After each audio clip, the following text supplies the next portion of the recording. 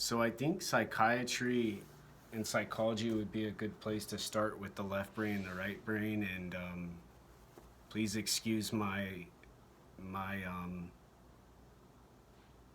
expertise level. I haven't made it to college. That's why I'm making these videos to get professionally trained. So hopefully I can actually work in a clinic and help little kids or, wherever I end up. And from my perspective and what I've learned so far, psychiatry has more to do with the medicine and the treatment. Psychology has a little bit more to do with the mind.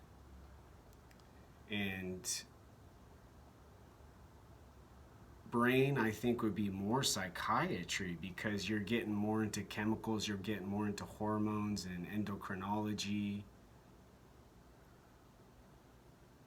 But neuroendocrinology, maybe it goes both ways because those hormones do get into your mind. Like if you don't eat correctly and stare at a computer screen all day and then go home and you're physically exhausted from your eyes and you reach in and grab a TV dinner, put it in the microwave, then your hormones and I think eventually your brain will get a little sedated. It happens to me when I do too much reading, and it happens to me when I do too much research on my phone, especially because I don't have a laptop. Whole nother story, but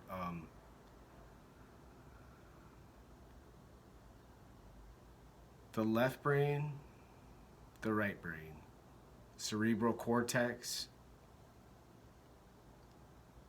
They've said, I think in popular psychology, like folk psychology, it's like the creative part over here, and then it's the literary, analytical, brainy on the left.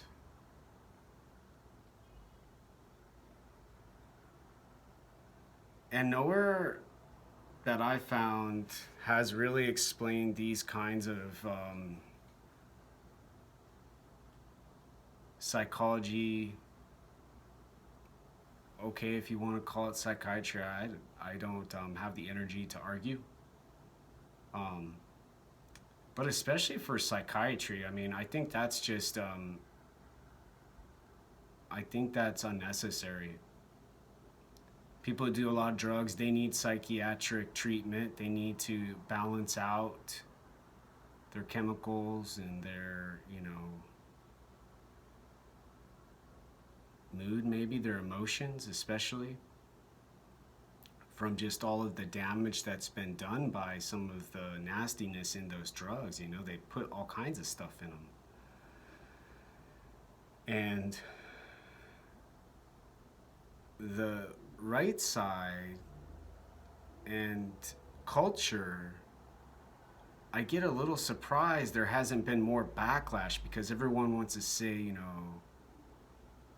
anti-fascism, Antifa, or whatever heck is going on. I get freaked out by the you know the black and the face masks and stuff. They do it sometimes in mental health treatment. You'll come across someone who wears a mask to cover their face, so all you see is their eyes.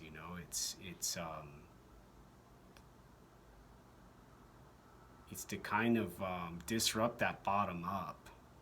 Top down, okay, yeah. I mean, for a person like me, yeah, I get it, man. Like, you're covering your face, like, it's only your eyes. I only see part of your brain, like, but our brain's inside of what they're covering up, and mostly it's like you're covering up your mouth.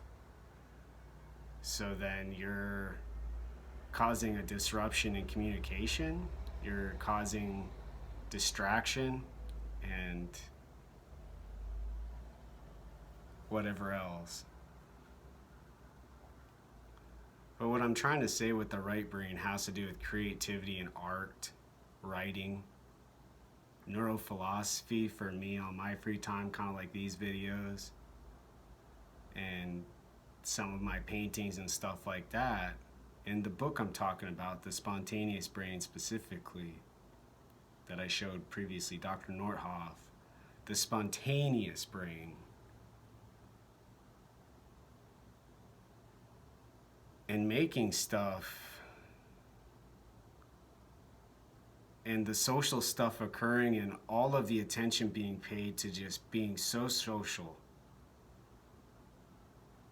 and so aware and so attentive to people's emotions can give a person a safe place, you know, however it's shaped, to do their work for art or creativity. But what they're making has already been messed with and almost simulated to get made. In other words, the conditions have been set up. They have what they need to do their stuff.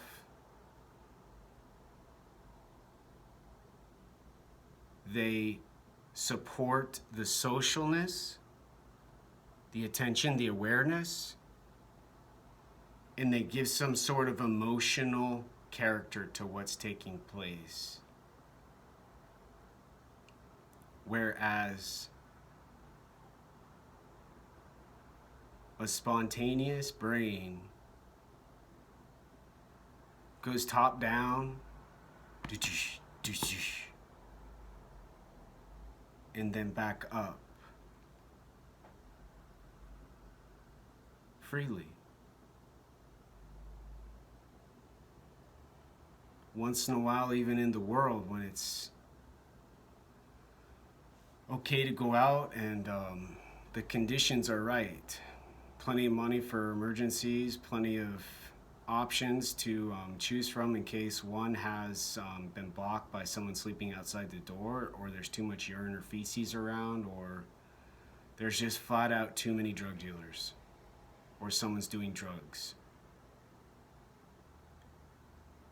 Those parts of life I just don't like being around. I've seen too many people when I was homeless who had horror stories and track marks on their arm and disarray in their life from people just walking on by and going on their way and not really having any involvement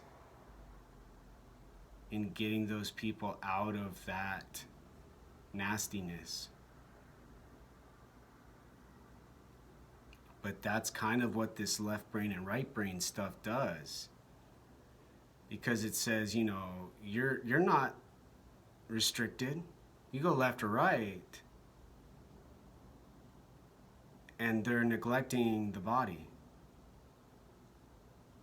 So then they say, you know, well, just, you know, watch your gestures. You know, you can't do certain hand stuff and behave correctly. So then they go for your body, and they go back and forth, kind of like how the brain, you know, does stuff with synapses and neurons and normal activity, except they're picking and choosing when these occur, if that makes sense.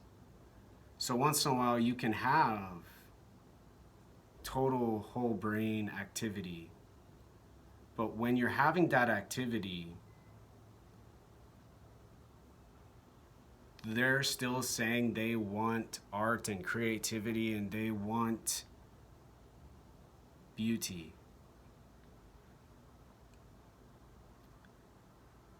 And not saying exactly what those terms mean.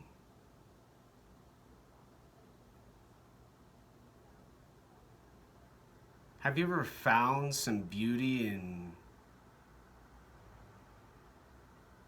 a video like I'm trying to make, with its exploration and in-depth kind of discovery of difficult problems of life?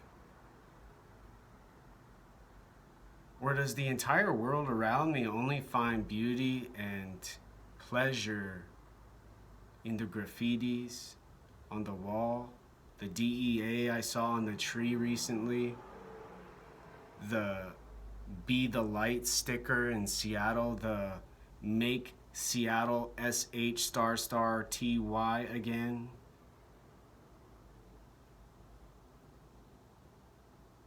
Or can those emotions and those descriptions be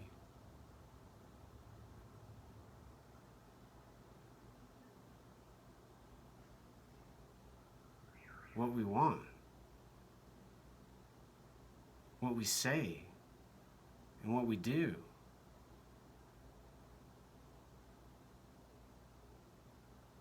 Or can they just be,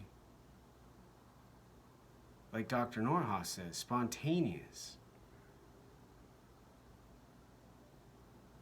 And so I think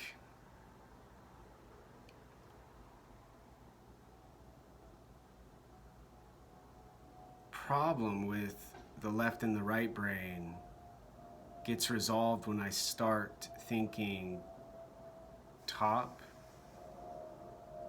down. And then when, say I have a thought, or I want to say a word out loud, I go back up and I start speaking.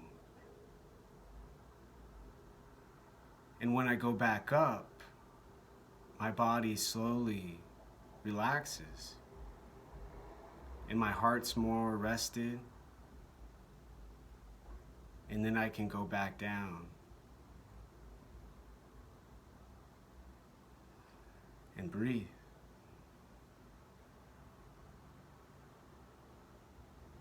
End part 2.